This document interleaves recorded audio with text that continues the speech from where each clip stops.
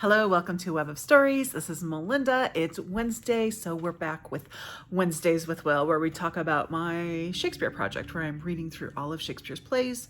I'm doing 10 plays a year. I'm taking May and December off. And yes, it is May, but I'm still talking about April's play, which was Coriolanus. So I've done a video where I talk about the play itself, and now I wanted to talk about two, and more specifically, two productions that I saw. The first one was live theater. It was a production done by the Portland Center Stage, which I saw here in Portland. And this production was done by an all-female or non-binary cast.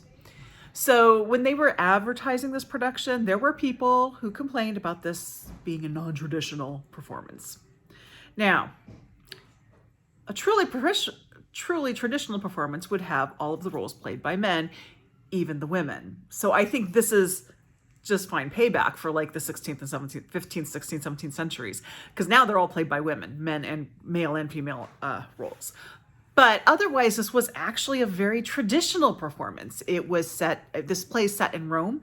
The play itself we saw was set in Roman times. The garb was reminiscent of what you might expect from Rome. That's the time period that it evoked.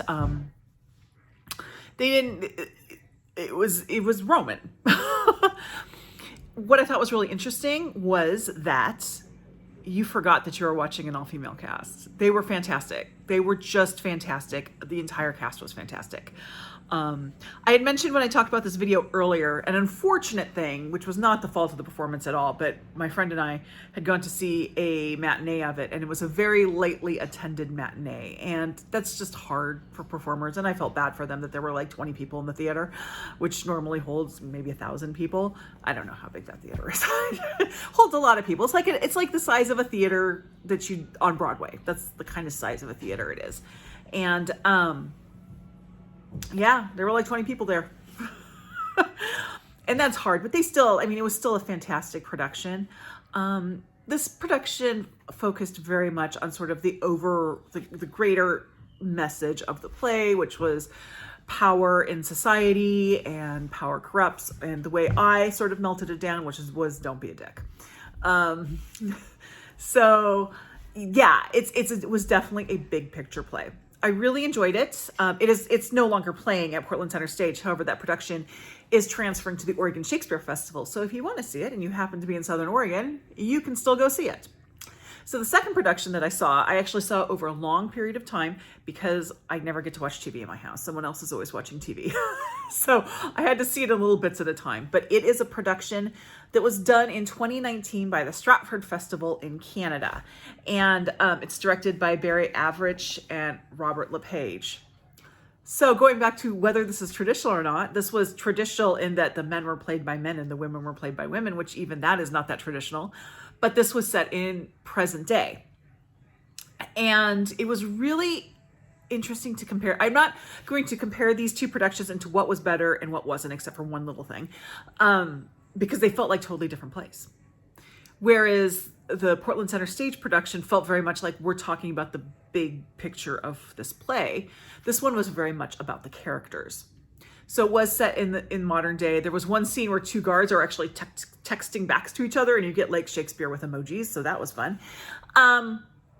There's a scene at the beginning of the play. It opens with the commoners, the poor people, like being really upset because they aren't getting the corn they need because they're going through a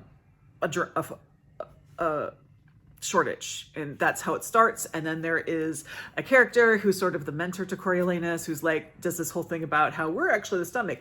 It's basically trickle down economics, which is what he's trying to sell them, and goes through this whole thing. And it was, that's how it started, and that's what I thought was trickle down economics.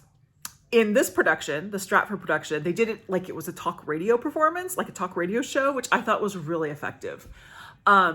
The Stratford one also had a lot of humor that was not in the Portland Center Stage production. Not that the Portland Center Stage like just tried humor and it fell flat. That wasn't it, because a lot of the humor was based on sort of direction and performance, not the script. And they found, because it was set in present day, they could like draw humor out of it different ways, which I thought was really kind of a smart idea to do, because this is actually a rather intense play. But it really was more about the individual in this one. So the one, as I said, I'm not going to say one production was better than the other, except one thing, and that is the role of Volumnia, who is Coriolanus's mother.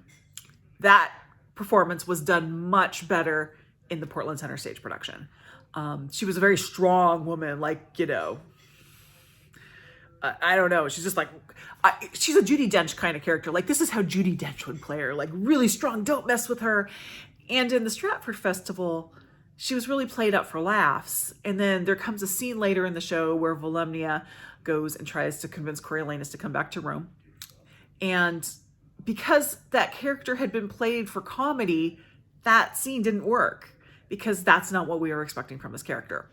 That's the only criticism I have, and that's the only way where I'll say one show was better than the other, because honestly, it felt like two completely different plays. I do think this is, and I have said this before, I think this is it's one of the more complicated plays, and there's a lot of layers to it. If there weren't layers, I wouldn't have been able to see two productions and think they were two different plays, because they totally took different takes on it.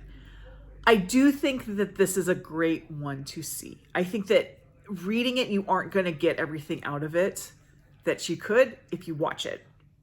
And I am really glad that I was not only able to see a production, which I'm able to see a production of pretty much any play. I have access to Broadway HD and they have most of the plays on there, but I was able to see this one live, which was fantastic. So Coriolanus, it's not one of the big ones. I mean, it's not one that people automatically know of. I went to see the play with Bookish Best Friend, and she said she didn't know anything about this play. She had no clue what it was about. And I said, set in Rome and don't be a dick. Which is a very simplified version of it, but it still holds. But I do think this is one that really is interesting in our current time, kind of like how it sort of plays with what we're kind of dealing with, especially in the United States. But I also think that you really get more of the impact when you watch it live, even if it's done in a different way. So if you'd like to see Coriolanus, Broadway HD does have the Stratford production of it. There is a movie version, which I wasn't able to see because it took me so long to see the Stratford one. But that one has Ralph Fiennes and I want to say Vanessa Redgrave as Volumnia. But that one I hear is quite good too. I think that's a very traditional, like it's clearly ancient Rome sort of production. But I would definitely recommend this, even if you haven't read the play, because I do think it's a really powerful one that probably should be better known than it is. So anyway, those are my final thoughts on Coriolanus. This was our month off, our catch-up month. So I'm starting with Love's Labour's Lost next month, and I will be back soon once I read it. or I will be back on the second Wednesday with my draw for July. Thank you very much. And if you would like to join in with this project, you can join my Discord. There's a thread there called the Bard Room, which is where we're all discussing this. And you are welcome to drop in and drop out as much as you'd like. Thank you. Like, subscribe, join my Discord, and I'll see you in the next video. Bye-bye.